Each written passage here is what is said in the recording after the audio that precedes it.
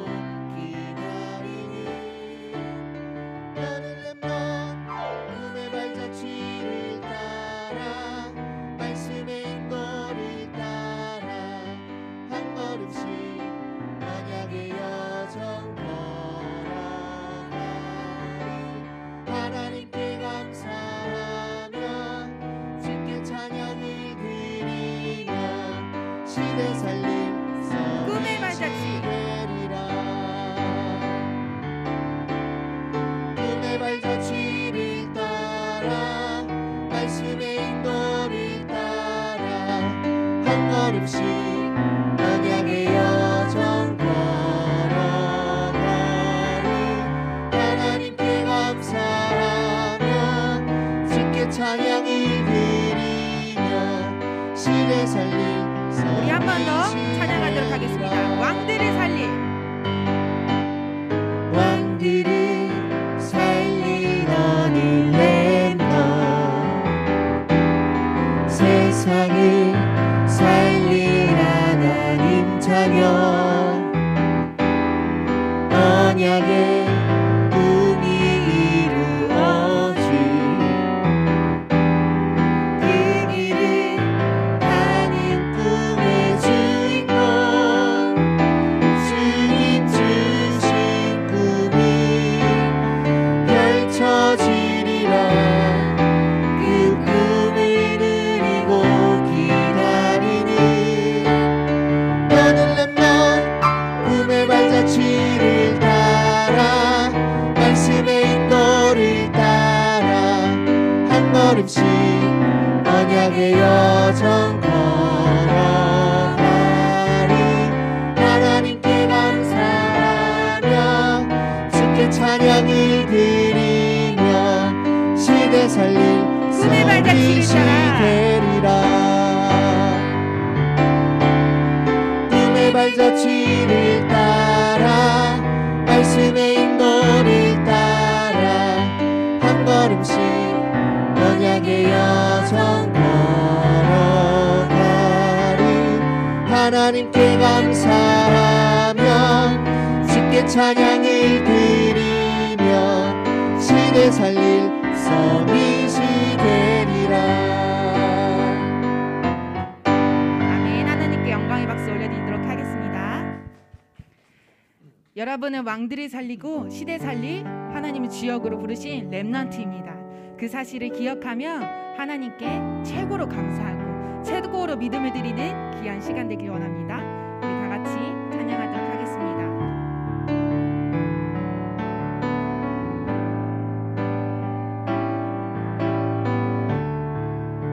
주님 손에 맡겨드리니 나의 삶 주님께 주님 손이 나의 삶 붙드네 나 주의 것 영원히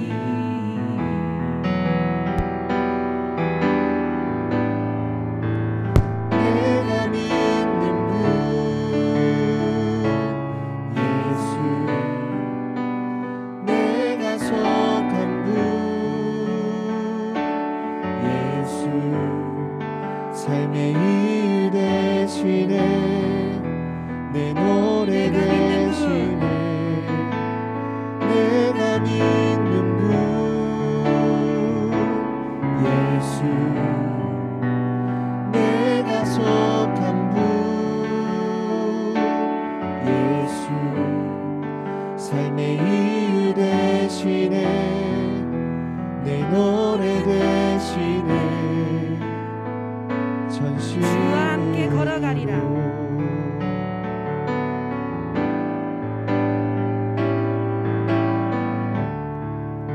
주와 함께 걸어가리라 모든 길을 주실래 주 뜻 안에 나 살아가리 주의 약속은 영원해 우리 믿음으로 고백합시다. 내가 믿는 분 내가 믿는 분 예수 내가 속한 분 예수 삶의 이유 되시네 내 노래 되시네 내가 믿는 분 예수 내가 속한 분 예수 삶의 이유 되시네 내가 믿는 내 분 예수 노래 되시네 내가 믿는 분 예수 내가 속한 분 예수 삶의 이유 되시네 내 노래 되시네 내가 믿는 분 예수 내가 속한 분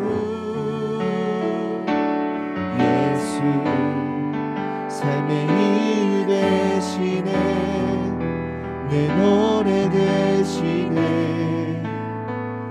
전심으로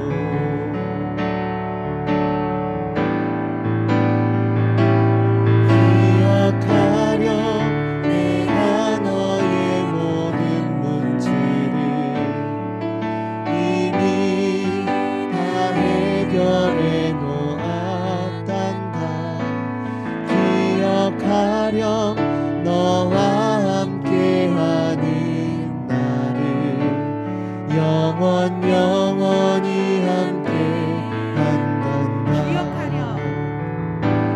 기억하렴 내가 너의 모든 문제를 이미 다 해결해 놓았단다 기억하렴 너와 함께하는 나를 영원히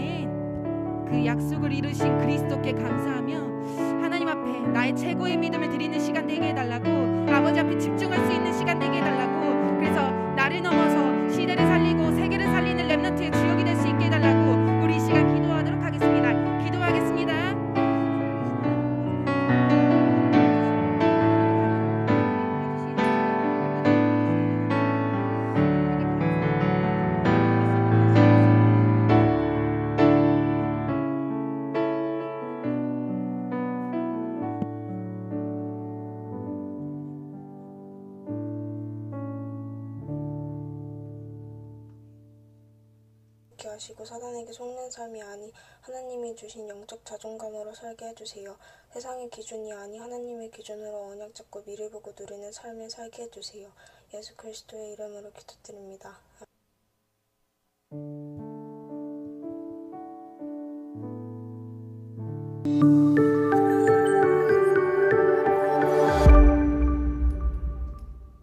안녕하세요. 이번 주 중등부 광고를 맡게 된 정홍수 랩런트입니다. 그럼 광고를 시작하도록 하겠습니다.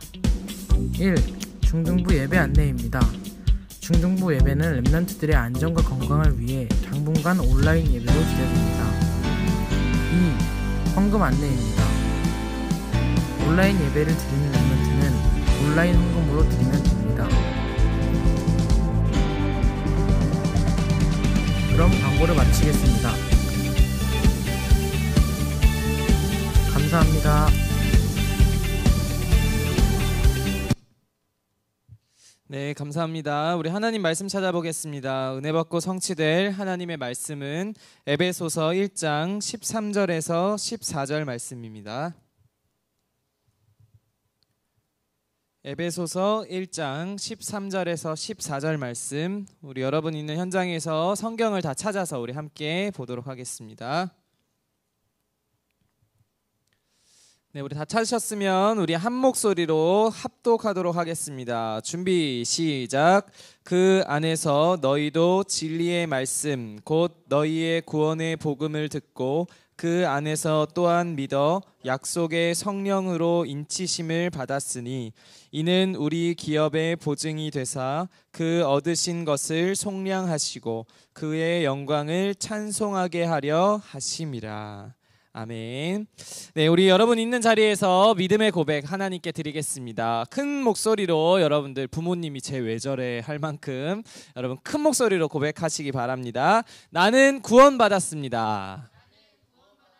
아멘. 우리 다시 한번 고백합시다. 나를 구원하신 하나님 감사합니다. 아멘. 자, 우리 함께 읽은 에베소서 1장 말씀을 가지고 구원을 적용하시는 성령이라는 제목으로 오늘 중등부 말씀을 함께 나누도록 하겠습니다. 여러분들 잘 지내고 있나요? 네, 댓글 좀 써주세요. 보고 있어요. 여러분 잘 지내고 있나요? 네, 저는 잘 못 지냅니다. 너무 답답해요. 여러분도 마찬가지죠. 뭐 저는 맨날 교회 집 이거 말고는 다른 거 아무것도 할 수 없는 시대를 우리가 살아가고 있는데 여러분들도 뭐 학교도 어려운 상황에 있고 여러분들 집에서 답답하고 또 이런 상황 속에 있을 테지만 여러분에게 주신 이 귀한 예배라는 축복을 통해서 여러분들이 모든 것을 뛰어넘는 하나님이 주시는 최고의 힘을 회복하시고 누리시기를 바랍니다. 뿐만 아니라 여러분들이 무엇을 놓고 기도해야 되냐면 여러분들이 성전에 함께 모여서 함께 예배할 수 있는 날이 속히 이룰 수 있도록, 그래서 우리 중등부가 이제 더 이상 얼굴 못 보지 않고 우리가 함께 모여서 예배할 수 있는 날이 속히 이룰 수 있도록 여러분들 있는 현장에서 함께 기도해 주시고 또 함께 도전해 주시기를 바랍니다. 자, 오늘 우리 대예배 말씀을 통하여서 하나님이 우리에게 주신 말씀을 먼저 정리하고 우리 중등부 말씀을 함께 나눌 텐데요. 오늘 강단 말씀을 통해 우리에게 믿음에 대해서 말씀하셨는데 그냥 믿음이 아니라 어떠한 믿음이라고 말씀하셨냐? 절대 믿음이다 라고 말씀하셨습니다. 자, 그냥 믿는 거, 그냥 믿었다가 안 믿었다가 에이 아닌가 보다 하고 넘겨지는 게 아니라 어떤 믿음이라고 하셨냐면 절대 믿음이다 라고 말씀하셨어요. 이 말은 흔들리지도 않고 없어지지도 않는 확고하고 확실한 믿음을 우리가 가져야 된다라는 것을 우리에게 말씀을 통해 허락해 주셨습니다. 자, 그렇다면 여러분들 믿음을 다시 한번 떠올려 보세요. 믿음은 제가 저번에도 설명드렸죠. 핸드폰을 여러분 눈앞에 딱 갖다 주고 이거 핸드폰이야 믿어줘 한다고 믿는 게 아니에요. 그렇죠? 눈에 보이는 것은 당연히 믿어지는 거죠. 눈에 보이지 않는 것을 믿는 것, 영적인 세계 하나님의 말씀을 믿는 게 참된 믿음인데 그 믿음이 눈에 보이지 않는 것을 믿기 때문에 흔들리고 낙심하고 자꾸만 다른 것을 생각할 때가 많단 말이에요. 그래서 오늘 뭐라고 말씀하셨냐? 눈에 보이지는 않지만 하나님의 말씀을 어떻게 믿어라? 절대적으로 확실하게 믿어야 될 것을 우리에게 말씀해 주셨습니다. 자, 오늘 대예배 강단 말씀의 본문 말씀은 마태복음 9장 18절부터 나와 있는 말씀인데요. 이 가운데 두 명의 인물이 등장합니다. 자, 예수님이 이제 가시는 지역마다 병자를 치유하시고 사람으로서는 할 수 없는, 예수님이 하나님의 권능을 가지시고 치유와 기적의 역사를 베풀어 주셨어요. 그러니까요, 많은 사람들이 이제 그 예수님에 대한 소문을 듣게 된 겁니다. 자, 그 예수님에 대한 소문을 듣고 오늘 마태복음 9장 18절 이후에 보니까 누가 나오냐면 회당장 야이로라 하는 사람이 예수님 앞에 나와서 무릎 꿇어요. 그리고는 자기 딸을 고쳐달라고 합니다. 그래서 예수님이 그 회당장 야이로의 딸을 치유하시기 위해서 그 회당장 야이로의 집으로 가는 길에 혈루증 걸린 여인이 믿음을 가지고 예수님 앞에 나오는 장면, 이 두 명의 말씀이 오늘 기록되어 있습니다. 그 가운데 우리에게 회복해야 할 분명한 믿음이 무엇인지를 하나님 말씀하셨는데, 자, 그렇다면 흔들리지 않는 절대 믿음이란 어떠한 믿음이냐면 온전히 맡기는 믿음이다, 그렇게 말씀하셨어요. 그래서 여러분이 내가 해결할 수 없는 문제들, 내가 고민하고 있는 부분들, 나에게 잘 안 되어지는 것들을 나 혼자서 해결해 보려고 하고 노력하고 한번 이거 고민해보고 이런 것이 아니라 어떻게 해야 된다고요? 하나님께 다 맡겨버리는 절대 믿음이 필요하다라고 말씀하셨어요. 자, 오늘 본문 말씀에 나오는 유대 관리, 그 사람은 누구냐면요, 회당장이었어요. 자, 회당장 야이로라 하는 인물이 나오게 됐는데, 자, 이 회당장 야이로의 믿음이 얼마만큼 온전히 자기의 모든 것을 맡겨버렸는가 하면요, 자, 회당장이라고 하면 그 당시의 유대교에 엄청나게 성공한 인물이었어요. 그리고 높은 위치에 있어서 많은 사람에게 영향력을 줄 수 있는 사람이었단 말이에요. 자, 그런데 보세요. 세상이 말하는 기준으로 완전 높은 자리에 성공했단 말이에요. 그럼 돈도 많았겠죠. 많은 사람들이 이 사람을 부러워했을 거란 말이죠. 이 세상이 말하는 성공에 대한 기준들을 아마 이 회당장 야이로는 다 갖추고 있었을 거예요. 그리고 여러분, 이 시대를 살아가는 것처럼 보세요. 막 금수저, 막 삼성가의 아들로 태어나고 막 재벌집에 태어나고 이런 사람 부러워 보이죠. 그런 집이었던 거예요, 이 회당장 집이. 그런데 보세요, 이 회당장 야이로가 지금 예수님 앞에 와서 무릎 꿇었어요. 어떻게 해달라고? 내 딸이 죽었으니 예수님이 와서 만져주시면, 손을 얹어주시면 내 딸이 살아날 것입니다 하고 예수님 앞에 자기의 문제를 가지고 완전히 무릎 꿇는 모습을 보여요. 자, 여기서 우리는 어떠한 것을 붙잡을 수 있느냐? 세상에서 아무리 성공한다 한들 문제는 해결할 수 없다는 거예요.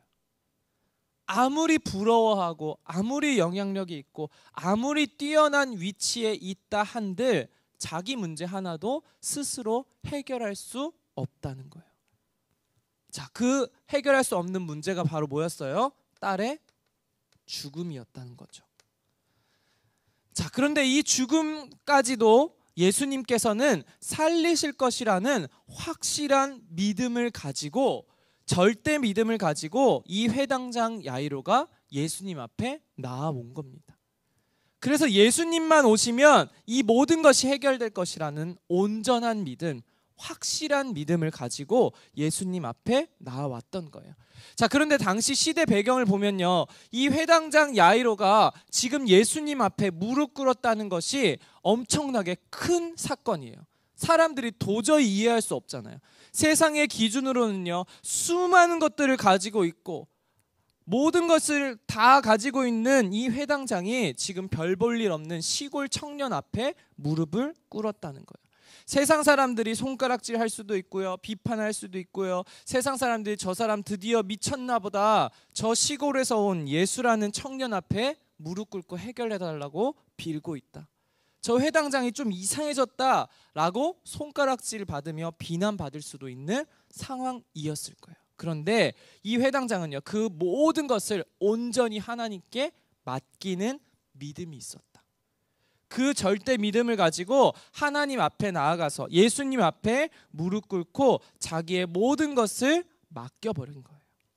얼마만큼 큰 믿음이었냐. 그동안 예수님은요, 살아있는 사람의 병을 치유하셨는데 이번에는 죽은 자기의 딸을 예수님이 살리실 거라는 절대적인 믿음을 회당장 야이로가 가지고 있었다는 거예요. 그렇다면 우리는 어떠한 믿음을 붙잡아야 되느냐? 더 이상 내가 내 문제로 고민할 것이 아니라는 거죠. 내가 해결해보고자 여러 가지 노력하는 것도 아니라 나의 모든 것을 예수 그리스도께서 해결하실 수 있다. 예수 그리스도는 모든 문제 해결자다라는 확실한 믿음으로 나의 모든 것을 예수님께 맡겨버려야 돼요. 그런데 또 생각 속에 우리의 마음 깊은 곳에는 그래도 이거는 해결될 수 없을 거야 하는 문제가 있을 수도 있어요. 그러나 그 모든 것까지 예수님 앞에 다 내려놓고 완전히 맡겨버리는 절대 믿음을 오늘 이 시간 예배를 통해 회복하시기를 예수님의 이름으로 축복을 드립니다. 자, 두 번째, 이 예수님이 이제 회당장 야이로의 집에 가시는 길에 또 어떠한 사람을 만났냐면 혈루증 걸린 여인을 만났어요. 그런데 이 여인의 믿음은요, 얼마만큼 절대 믿음이었냐? 확고부동한 믿음이었다 그랬어요. 이 확고부동은 무슨 뜻이냐? 움직이지 않고 흔들리지 않는 확실한 믿음을 뜻한다는 거예요. 무슨 말이냐면 너 이래도 믿을래? 너 이러면 큰일 날 수도 있어. 그래도 믿을 거야. 수많은 여러 가지 흔들릴 상황이 와도 절대 흔들리지 않고 절대 움직이지 않았던 확실한 믿음이었다는 거죠. 자, 이 여인은요 12년 동안 병에 걸려 있었어요. 수만 가지 여러 가지 방법들을 다해서 자신의 병을 치료하려고 노력했지만 이 혈루증이 도저히 낫지가 않았다는 거죠. 자, 그렇다면 이 혈루증 걸렸다 이 말은요 당시 시대에서 손가락질을 받고 비판받는 대상이었어요.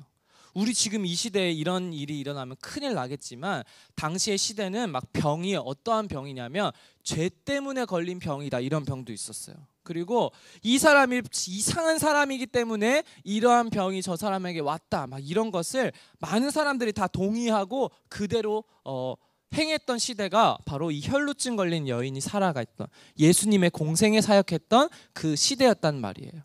자, 그런데 이 여인이요 무엇을 들었냐? 예수님에 대한 소문을 듣게 된 거예요.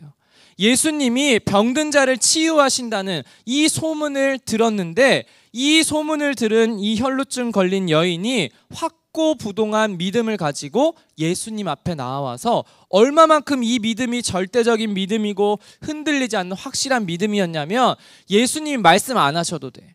예수님 직접 안 만나도 돼. 나는 예수님의 옷만 잡아도 내 병이 나을 거야 라는 확고부동한 확실한 믿음을 가지고 예수님 앞에 나아왔다는 거예요.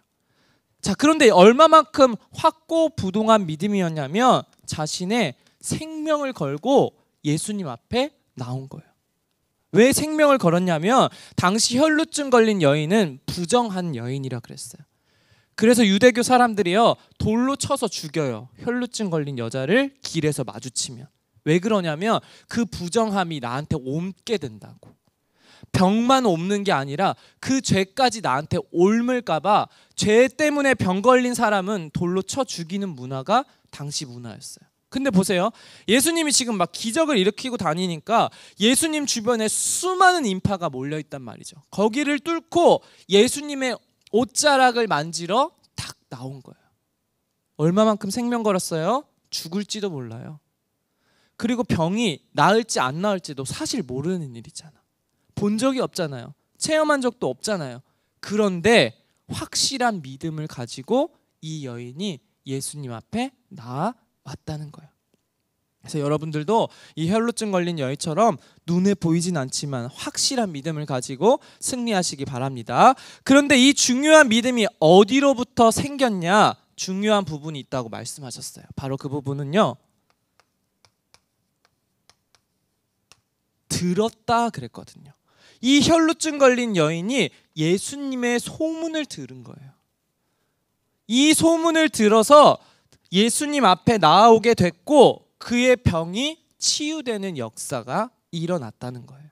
이 중요한 변화의 시작이 어디로부터 나왔다? 예수님의 소식을 들음으로부터 시작되었다. 그래서 뭐가 중요하냐? 이 복음 가진 우리는 현장에 죽어가고 아무리 노력해도 자기의 문제를 해결할 수 없는 아파하고 있는 많은 사람들이 이 복음을 듣게 하는 역할을 우리가 해야 되는 거예요. 나는 할 수 없어요? 믿음이 아니죠. 하나님이 하시겠다고 이번 주 말씀 주셨기 때문에 여러분은 이 병들어 영적인 병 때문에 아파하는 많은 영혼들에게 복음 듣게 하는 일을, 그 사명을 감당하는 렘넌트로 살아가야 된다는 사실을 뭐해요? 믿으시기 바랍니다. 열심히 행동하려 하지 말고 먼저는 믿으세요. 하나님이 여러분을 저 혈루증 걸림 죽어가는 많은 영혼을 살릴 제자로 여러분을 부르셨다는 사실, 이 중요한 믿음을 가지고 오늘도 현장에서 이번 한 주간도 승리하는 여러분들 되시기를 예수님의 이름으로 축복을 드립니다. 자, 오늘은 구원을 적용하시는 성령이라는 제목으로 말씀 나눌 건데요. 자, 오늘 소요리 문답, 우리 교리 교육 함께 나누는 시간입니다. 자, 이번 주는 우리가 29번째, 30번째 질문을 함께 나누도록 할 건데요. 자, 우리 말씀 함께 나누기 전에 먼저 한번 화면 띄워주시고 오늘 우리가 나눠야 될 중요한 교리는 무엇인지 함께 보도록 하겠습니다. 화면 띄워주세요.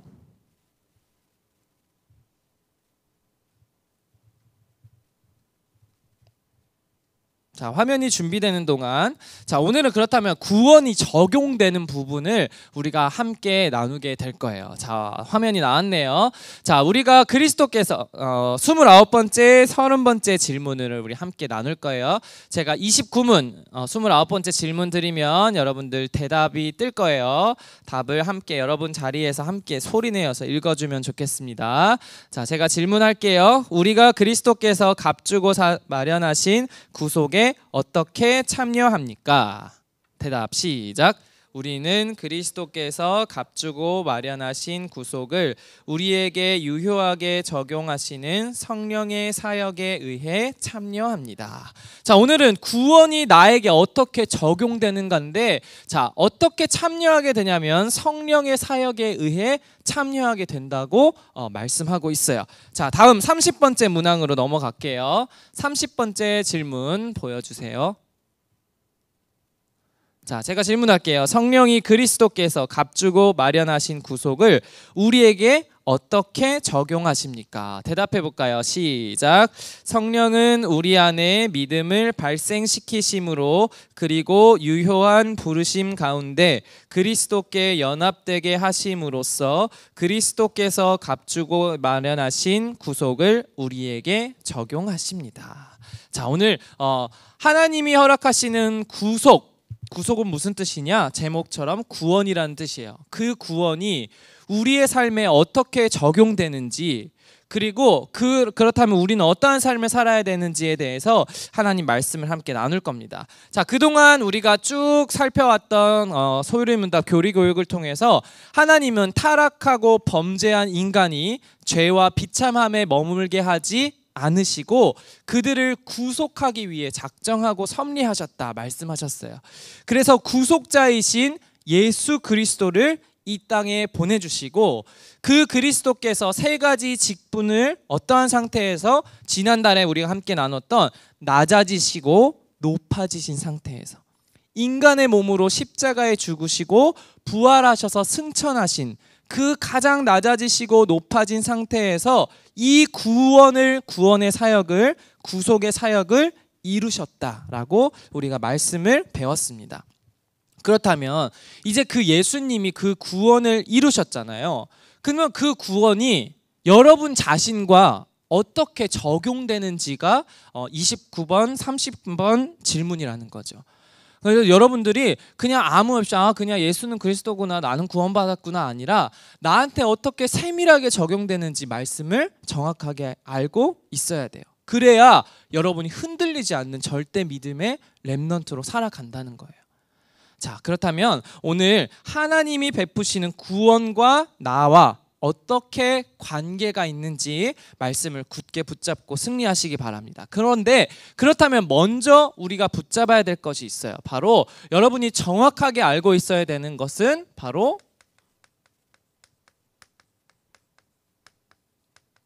구원의 축복이에요. 하나님께서 예수 그리스도를 통해 이루신 그 구속사, 그 구원이 무엇인지 알아야 내가 적용되어지고 내가 그것을 누리며 살아갈 수 있는 거예요. 가끔 목사님이 렘넌트들 만나다 보면 구원이 뭐예요? 이렇게 질문한 친구들도 간혹 있어요. 구원이 무슨 뜻인지 몰라요. 그래서 이제 목사님이 어렸을 때가 아니라 그 유년부 초등학생 사역할 때 어떤 1학년 아이가 엄청나게 명쾌한 답변을 한번 준 적이 있어요. 이제 목사님 만나가지고 구원이 뭐니? 이렇게 물어봤더니 그 꼬맹이가 8살짜리가 뭐라고 대답했냐면 사탄의 바다에서 나를 건져주셨어요. 이렇게 표현하는 거예요. 바로 그게 구원이에요. 원래 우리는 죄와 사단에게 붙잡혀서 살아가는데 우리 스스로는 빠져나올 수가 없어요. 그래서 하나님께서 우리를 거기로부터 구해 주신 것, 건져내 주신 것이 바로 구원이라는 뜻인데, 자, 그렇다면 구체적으로 우리가 함께 그 구원의 축복의 내용은 무엇인지 말씀을 나눌 건데요. 오늘 29번째 질문과 답변에 보니까 뭐라고 돼 있냐면 그 구속은, 그 구원은 그리스도께서 값을 주고 마련하신 것이다 라고 말하고 있어요. 뭐라고요? 값을 치렀대요. 구원은요, 뭐가 필요하냐면 값이 필요한 거예요. 왜냐? 죄에 묶여있기 때문에 값을 치르지 않으면 빠져나올 수가 없다는 거예요. 자, 옛날에 이스라엘 백성들 노예로 팔려갔었잖아요. 이 노예는요, 값을 주지 않으면 다시 꺼내올 수가 없는 거예요. 그래서 이 구원의 축복은요, 하나님께서 값을 치르신 거예요. 그런데 이 값은 어떤 값이냐면 바로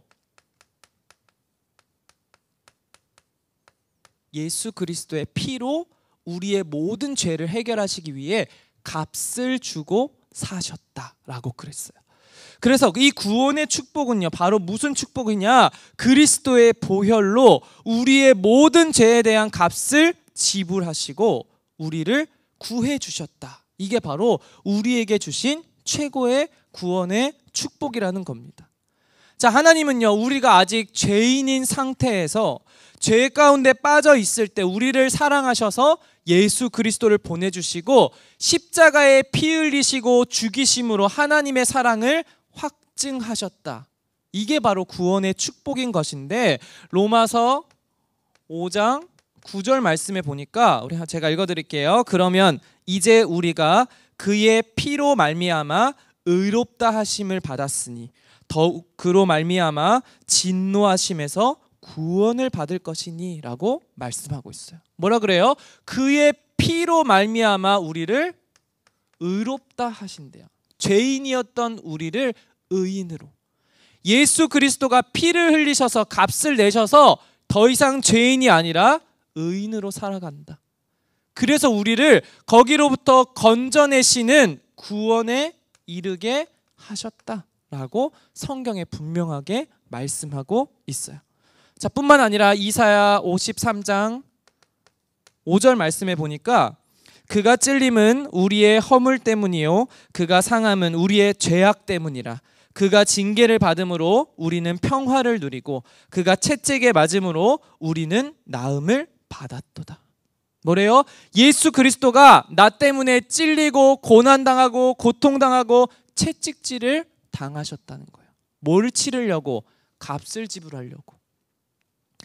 죄에 빠져서 영원한 멸망과 고통 속에 있을 수밖에 없었는데 예수 그리스도가 나 대신 값을 지불하셔서 우리에게는 그가 당한 고통이 평화요. 그가 채찍을 맞아가지고 우리는 더 나아졌다라고 성경에 말씀하고 있어요. 구원의 축복은요, 이만큼 큰 축복이에요. 예수님이 나를 대신하신 것. 이게 바로 구원의 축복의 가장 중요한 비밀이다. 자, 또한 이 구원의 축복은 어떠한 축복이냐면 우리를 이제 죄로부터 완전히 해방시키신 것이 구원의 축복인 거예요. 창세기 3장의 아담의 범죄 이후에 모든 사람은 죄인으로 태어나요. 그래서 어쩔 수 없이 뭘 따라가냐면 죄를 쫓아가요. 왜냐하면 죄가 즐겁거든. 본성이 그런 거야. 원래 죄인이어가지고 죄를 짓는 게 행복하도록 착각하는 상태로 살아가요. 그래서 열심히 죄가 왕노릇해서 죄의 지배를 받고 열심히 살다가 세상을 쫓아서 살다가 결국 어떻게 돼요? 망하고 죽은 뒤에는 지옥이라는 멸망 가운데로 갈 수밖에 없는 것이 원래 우리 인간의 운명이었어요. 그런데 구원의 축복은 뭐냐? 그 운명에서 우리를 완전히 해방하신 것이다. 무슨 말이냐? 더 이상 죄의 지배를 받지 않는다. 세상의 모든 사람들은 죄의 지배를 받아가지고 끝까지 죄인으로 살 수밖에 없지만 구원의 축복을 누리는 사람은 여기로부터 완전히 해방된다. 로마서 8장 1절에서 2절 말씀 보겠습니다. 그러므로 이제 그리스도 예수 안에 있는 자에게는 결코 정죄함이 없나니 이는 그리스도 예수 안에 있는 생명의 성령의 법이 죄와 사망의 법에서 너를 해방하였습니다. 우리를 완전히 해방하셨대요. 죄와 사망으로부터. 그게 구원이라는 거예요. 그게 그리스도께서 이루신 구원의 축복이라는 거예요. 그래서 이 구원의 축복 안에 있으면요, 더 이상 죄 아래 놓여 있지 않고 완전히 해방되고 자유한 상태. 더 이상 정죄함이 없다 그랬어요. 정죄는 뭐예요? 너 죄인이지. 낙인 찍는 건데 더 이상 그 누구도 우리에게 너 죄인이야 할 수 없다는 거예요. 여러분 스스로도 스스로에게 나는 안 돼. 낙인 찍을 수 없어요. 왜요? 해방되었기 때문에. 잘 보세요. 목사님 핸드폰이에요. 아이폰 11 프로. 이거 누구 돈 됐어요? 내 돈 주고 샀잖아. 아직 할부 열심히 내고 있지만 제가 산 거예요. 근데 이거를 갑자기 홍수가 이걸 가져갔어. 그럼 걔는 어떻게 돼? 도둑이잖아. 그치? 내 값을 주고 샀으니까 내 허락 없이는 다른 사람이 만지면 안 되는 거야. 자, 다시 말해. 구원받은 여러분은요, 하나님이 값을 주고 사신 하나님 자녀예요. 그러면 누구도 정죄함 할 수 없어요. 여러분 자신도 여러분 정죄할 수 없어요. 왜? 값을 하나님이 내셨다니까. 주인이 하나님이에요. 그게 구원인 거야. 그래서 이 해방의 축복, 참 자유함의 축복을 저와 여러분이 누려야 되는 것이. 뿐만 아니라 구원받았다는 것은 죄에서 해방받은 것만 해도 너무너무 감사한데요, 우리는 소망이 있는 삶을 살아요. 어떠한 소망이요? 하늘나라를 이어받을 하늘의 상속자로. 하나님이 허락하신 천국의 배경을 죽어서만 누리는 게 아니라 이 땅에서도 누리는 자녀로 살아갈 수 있다는 거예요. 이러한 어마어마한 배경과 축복이 여러분 구원받은 축복 안에 다 들어있다. 그래서 날마다 뭐 하라고요? 구원받은 거 기억하라고. 그래서 날마다 뭐 하라고요? 구원에 감사하는 삶을 살아야 돼요. 왜요? 보세요. 이만큼 여기에 모든 것이 다 들어있다니까. 아무리 돈을 많이 가져도 회당장 야이로처럼 죽음 앞에 이르르면요, 해결할 수 없어요. 아무리 성공한다 한들 이 구원의 축복 없으면 지옥 갈 수밖에 없다니까요. 아무것도 누릴 수 없어요. 그런데 구원의 축복 안에는 이 모든 것을 누릴 수 있는 중요한 비밀이 담겨져 있다. 자, 그렇다면 오늘 소요리 문답은요, 이 구원, 이 구속의 축복을 어떻게 해요? 하나님이 이렇게 말씀하신 걸로 끝나면 안 되잖아. 어떻게 해야 돼요? 나한테 적용시켜야 돼. 그 어떻게 적용할 수 있는가에 대해 29번, 30번 질문에 나와 있는 거예요. 자, 그러면 오늘 한마디로 얘기하면 두 번째로, 그러면 구원을 나한테 어떻게 적용할 수 있습니까? 그랬어요. 그런데 오늘 뭐라고 되어 있냐면 그 구원은 성령의 사역을 통해 나에게 적용됩니다. 그렇다면 그 성령께서는 어떻게 적용하십니까?에 대해서 오늘 말씀을 함께 나눌 건데, 자, 적용이라는 말 무슨 말이냐면 나랑 무슨 상관이 있냐는 거예요. 이 많은 축복이 나와 어떻게 상관이 있는지에 대해서 오늘 말씀을 간단하게 정리하고 마칠 텐데, 자, 오늘 본문 말씀 에베소서 1장 13절 말씀 볼게요. 그 안에서 너희도 진리의 말씀 곧 너희의 구원의 복음을 듣고 그 안에서 또한 믿어 약속의 성령으로 인치심을 받았으니 그랬어요. 뭐라 그래요? 성령으로 인치심을 받았대요. 구원의 사역이 적용되기 위해서는 성령의 인치심이 필요하다. 성령께서 하시는 일이 바로 구원을 우리에게 적용시키는 것이다 라고 말씀하고 있어요. 조금 이따 우리가 성경 구절 한 구절 더 찾아볼 건데, 자, 우리 인간은요 원래 죄인으로 태어난다고 했지요. 그래서 우리 마음 깊은 곳에서는 뭐가 있냐면 죄로부터 벗어날 마음이 없다고 돼 있어요. 그리고요, 하나님을 찾고자 하는 마음도 죄인된 인간에게는 없대요. 그래서 우리는 스스로 우리에게 구원을 적용시킬 수가 없는 거예요. 인간의 열심히 노력해서 구원을 찾아갈 수도 없어요. 왜? 죄인이기 때문에 그 본성이 하나님을 찾으려고 하질 않는다니까. 하나님 필요 없다고 느껴요 이미. 아니요, 저는 하나님 필요한데요. 그거는 어디선가 들었기 때문에 아는 거고, 원래 인간의 본성은 죄를 떠나려고 하는 마음이 없다. 그래서 성령께서 우리에게 구원을 적용시켜 주셔야만 이 축복이 우리께 되는 거예요. 그래서 아무런 노력도 아무런 것도 필요 없고 하나님이 선물로 주신 게 바로 구원이다 라고 말씀하고 있는 겁니다. 자, 그렇다면 이 성령이 우리에게 구원을 적용시켜 주시는데 30번째 답변을 보면 뭐라고 되어 있냐면, 믿음을 발생시켜 주시고 유효한 부르심 가운데 그리스도께 연합되게 하신다. 이렇게 성령의 사역에 대해서 말씀하고 있어요. 그렇다면 구원을 적용하시기 위해서 성령이 우리에게 뭐 하셨냐? 첫 번째로 부르셨어요. 자, 우리를 불러주시지 않으시면 우리는 하나님을 찾으러 갈 수 없다. 그래서 성령이 우리를 불러주시고 구원이 우리에게 실제로 적용되실 수 있도록 이 부르셔야만 가능하다는 것입니다. 근데 왜 그래요? 왜 인간은 하나님을 찾아갈 수 없고 인간의 노력으로는, 선행으로는, 봉사로는 왜 구원을 이루고 얻어낼 수 없어요? 하나님 그렇게 정한 거예요. 구원의 방식을 성령의 부르심을 통해 우리에게 주시기로 하나님이 구원의 방식을 정해 놓은 거예요. 그렇기 때문에 우리는 뭐 더 이상 할 말이 없죠. 하나님이 그렇게 정해 주셨기 때문에. 그리고 이 성령께서는 우리를 부르실 뿐만 아니라 뭘 허락하시느냐? 우리를 부르시고 하나님의 말씀 듣게 하셔서 뭘 하게 하시냐? 깨닫게 하시는 거예요. 우리에게 깨달음을 주시는 거예요. 자, 우리 성경 말씀 한번 찾아볼게요. 로마서 3장 10절에서 11절이에요. 제가 읽어드릴게요. 기록된 바 의인은 없나니 하나도 없으며 깨닫는 자도 없고 하나님을 찾는 자도 없고. 성경에 말씀하고 있어요. 의인은 없다. 아무리 선행을 많이 해도 아무리 노력해도 의롭다함을 얻을 수 없어요. 깨닫지도 못해요. 하나님을 찾지도 않아요. 그래서 성령이 뭐 하시냐면 깨닫게 하시는 거예요. 아, 의인은 없구나. 뭘 깨닫게 하시는 거예요? 아, 나는 죄인으로 태어났구나. 하나님을 떠난 범죄한 상태로 내가 이 땅에 태어났구나.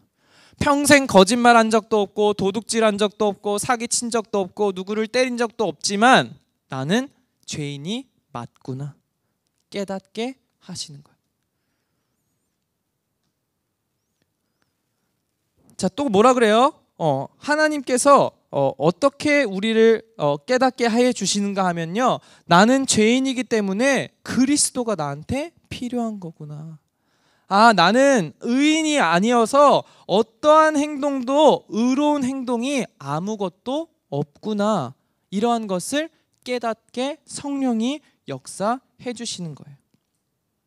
자, 그렇다면 여러분 잘 보세요. 우리가 잘하는 것이 없는 것처럼 보이는데, 자, 우리가 하는 행동이 의로운 게 하나도 없도록 깨닫게 해주신다고 했어요. 근데 여기서 착각하는 게 있어. 아, 그러면 내 행동은 의로운 게 아무것도 없구나, 나는 잘하는 것도 없구나, 이렇게 낙심하고 나를 부족하다고 이렇게 여길 필요가 없다는 거예요.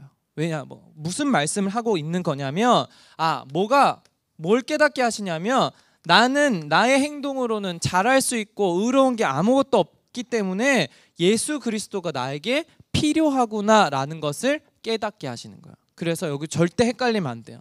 여러분은 의로운 것 없고 행동이 잘하는 것 아무것도 없어서 낙심해야 될 존재가 아니라 그리스도가 필요하구나라고 깨닫는 은혜를 누리는 거예요. 절대 착각하지 마세요. 나는 못한다, 나는 안 된다, 나는 역시 이것밖에 안 돼. 여러분 자꾸 스스로 정죄하고 낙심하는 것이 아니라 오늘도 그리스도가 필요하구나, 나는 진짜 못하니까 오늘도 예수 그리스도를 의지해야 되구나, 이거 깨닫는 게 최고의 은혜라는 거예요. 자, 그래서 여러분들이 이 중요한 은혜를 누리고 승리하시기를 바랍니다. 그래서 우리를 뭐 하는 거냐면 인정하는 거예요. 죄인이지만 그리스도를 통해 하나님께서 선택한 렘넌트가 맞구나, 인정되어지는 거예요. 누구를 통하여? 성령을 통해서. 성령이 하시는 깨달음의 사역을 통해 여러분들이 이러한 축복을 누릴 수가 있게 됩니다. 자, 또한 성령께서는 어떠한 사역으로 구원을 우리에게 적용시키신다고요? 우리에게 믿어지게 하시는, 믿음을 허락하시는 것이 바로 성령께서 하시는 일이에요. 절대 착각하지 마세요. 절대 믿음이라는 것은 잘 믿어야지 아니라 성령을 의지해야 돼. 왜? 믿음이 성령께서 주시는 것이기 때문에. 자, 오늘 대예배 말씀과 흐름이 같아요. 절대 믿음을 가지고 살아야 되는데 믿어보자. 여러분 아무리 결심하고 노력해도 안 된다니까요. 왜? 의인은 없나니, 아무도 없다고요. 하나님을 찾으려고 하지 않는다고요. 우리가 할 수 없기 때문에 성령을 의지할 때 절대 믿음을 삶을 살아갈 수 있다. 자, 그래서 성경에 뭐라고 말씀하시냐면 고린도전서 12장 3절 말씀에 보니까 뭐라 그래요? 그러므로 내가 너희에게 알리노니 하나님의 영으로 말하는 자는 누구든지 예수를 저주할 자라 하지 아니하고 또 성령으로 아니하고는 누구든지 예수를 주시라 할 수 없느니라. 뭐라 그래요? 성령이 아니고는 예수님을 그리스도고 나의 주인입니다 고백할 수 없대요. 성령이 믿음을 주시지 않으면 우리는 예수님을 믿을 수가 없다는 거예요. 그래서 성령께서 구원을 어떻게 적용하시느냐? 우리에게 믿음 주셔서. 마지막, 성령께서 우리에게 하시는 사역은요, 우리를 그리스도와 연합되게 하신대요. 즉 예수 그리스도가 나와 하나 되게 하시는 게 바로 성령이 하시는 역사다라고 말씀하고 있어요. 자, 이 연합은 무엇을 의미해요? 여러분이 어디를 가든지 위대의 축복을 누릴 수 있도록 24시의 비밀을 누리는 것은 성령이 하시는 사역인 거예요. 왜? 그리스도와 연합되게, 하나 되게, 함께하게 하시는 분이 성령이시기 때문에. 자, 그래서 오늘 이 시간 여러분의 신앙생활의 중요한 비밀을 붙잡아야 돼. 뭘 붙잡아야 되느냐? 내가 하는 게 아니라 나를 그렇게 하게 하시는 성령을 의지하는 거예요. 그래서 여러분들이 열심히 노력해서 신앙생활 하지 마시고 성령이 하시는 역사를 바라보고 체험하는 참된 증거 있는 증인의 신앙생활이 되시기를 예수님의 이름으로 축복을 드립니다. 자, 이러한 말씀의 흐름 속에서 우리가 간단하게 결론을 딱 붙잡고 갈 거예요. 이번 한 주간 여러분 뭘 기억하면 되느냐? 지난 한 주간은 그러면 나는 누구인가? 어떻게 살 것인가? 어떤 고백을 드릴까? 묵상하라고 했지요. 이번 주는 뭘 여러분들이 뭘 묵상하는 거냐면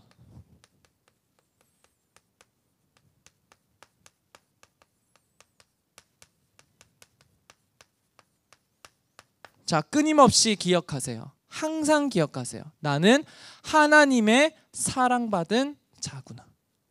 저러한 어마어마한 구원의 축복을 성령을 통해 나에게 적용시켜 주셨구나. 하나님은 이만큼 나를 사랑하시는구나. 독생자 예수 그리스도를 이 땅에 보내셔서 피 흘려 죽게 하실 만큼 나를 어떻게 해요? 사랑하시는구나. 그런데 이 사랑이요, 인간의 사랑은 변하잖아. 그쵸? 인간은요, 마음에 안 들면 짜증도 내요. 인간은요, 막 너무 힘들게 하면 화도 내요. 그리고 나 너 사랑해 안 사랑해 막 서로 싸우기도 합니다. 그런데 하나님의 사랑은요, 높음이나 깊음이나 천사나 그 어떠한 장래의 일이나 우리를 하나님의 사랑에서 끊을 수 없다고 말씀해요. 무슨 말이냐? 여러분이 어떠한 위기 속에 있어도 하나님의 사랑에서는 끊어지지 않아요. 아무리 큰 문제와 너무너무 낙심되는 일이 여러분 바로 눈앞에 와 있을지라도 하나님의 사랑에서 여러분을 끊어낼 수는 없어요. 그래서 혹시 힘든 상황이 있다면, 큰 문제 앞에 있다면, 그래도 하나님은 나를 사랑하시는구나.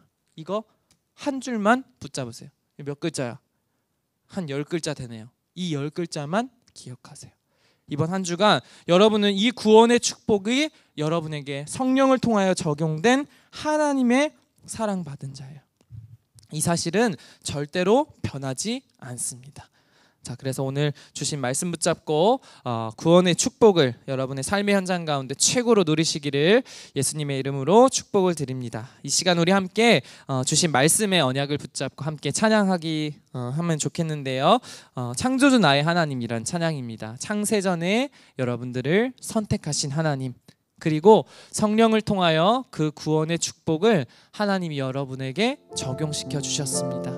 그래서 우리는 그 은혜의 풍성함을 누리는, 하나님의 사랑을 누리는 하나님 자녀로 살아가면 되는 겁니다. 자, 오늘 말씀 붙잡고 우리 이 시간 창조주 나의 하나님 찬양하겠습니다. 찬양하실 때 여러분들 예물은 온라인 헌금으로 드리시면 되겠습니다.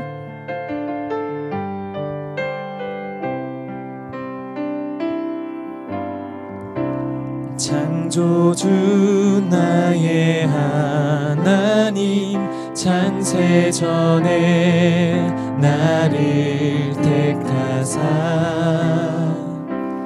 그 은혜의 영광을 찬송하기 위하여 나를 선택하셨네.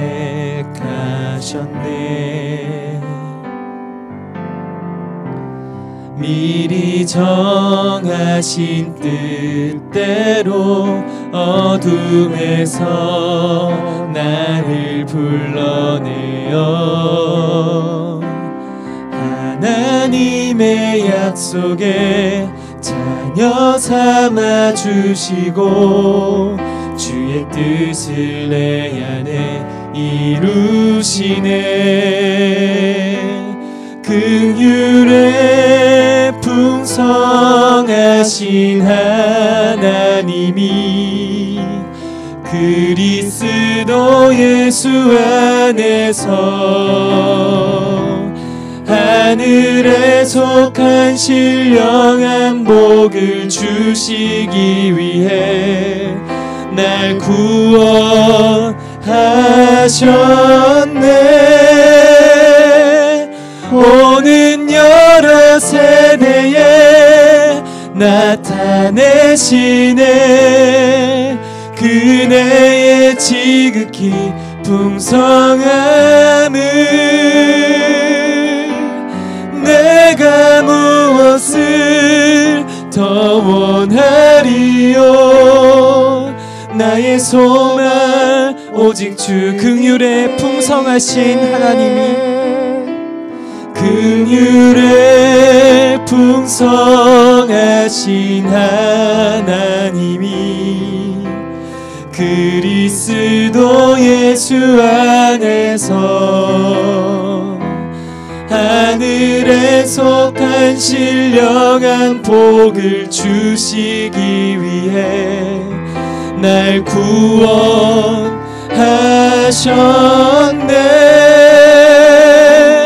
오는 여러 세대에 나타내시네. 그네의 지극히 풍성함을 내가 무엇을 더 원하리요. 나의 소망 오직 주님께 있네. 기도하겠습니다. 살아계신 하나님 감사드립니다.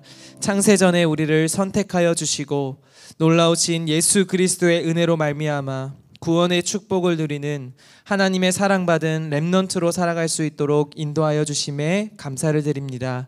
눈앞에 어떠한 문제와 사건과 환경이 다가온다 할지라도 하나님이 나를 사랑하시고 나를 구원하신 그 최고의 은혜를 기억하며 절대 믿음으로 흔들리지 않는 신앙생활을 지속하는 우리 모든 중등부 렘넌트들과 우리 교사들 되어질 수 있도록 성령으로 충만하게 역사하여 주시옵소서. 우리를 구원하신 은혜에 감사와 감격을 담아 여러 가지 제목으로 귀한 예물을 온라인으로 하나님께 드립니다. 이 귀한 예물을 하나님께서 기쁘게 받아주시고 쓰여지는 모든 곳에 생명이 살아나는 역사가 임할 수 있도록 축복하여 주시옵소서. 드린 손길을 하나님께서 붙들어 주시옵시고 하나님이 나에게 주신 것을 발견하고 237 나라 살리는 빛의 경제의 축복을 누릴 수 있도록 은혜 베풀어 주시옵소서. 코로나19로 여러 가지 위기와 어려움을 당하고 있는 이 시대 가운데 구별된 하나님의 자녀로 믿음을 지키며 하나님을 예배하고 하나님이 주시는 힘으로 이 땅을 살아가는 우리 모든 렘넌트들과 교사들 될 수 있도록 축복하여 주시옵소서. 이 귀한 하나님의 선택하신 자들을 세밀하게 지키고 보호하여 주셔서 어떠한 질병도 틈타지 아니하며 하나님이 주시는 강건함을 가지고 세상과는 구별된 자로 영적 영향력을 입히는 전도자로 살아갈 수 있는 우리 모든 렘넌트들과 교사들 될 수 있도록 축복하여 주시옵소서. 지금은 우리 주 예수 그리스도의 은혜와 하나님의 크신 사랑하심과 성령의 내주 인도 역사하심이 하나님을 향한 절대 믿음을 가지고 나에게 주신 구원의 축복을 성령을 의지함으로 날마다 누리며 하나님의 사랑받은 자로 살아가기를 소원하는 이 자리에 머리 숙인 우리 모든 중등부 렘넌트들과 교사들 머리 위에 이들의 가정과 업과 모든 현장 위에 특별히 우리 모든 렘넌트들 학업 위에 해외에서 함께 예배드리고 있는 우리 귀한 렘넌트들 머리 위에 이제로부터 영원까지 항상 함께 계실지어다. 아멘.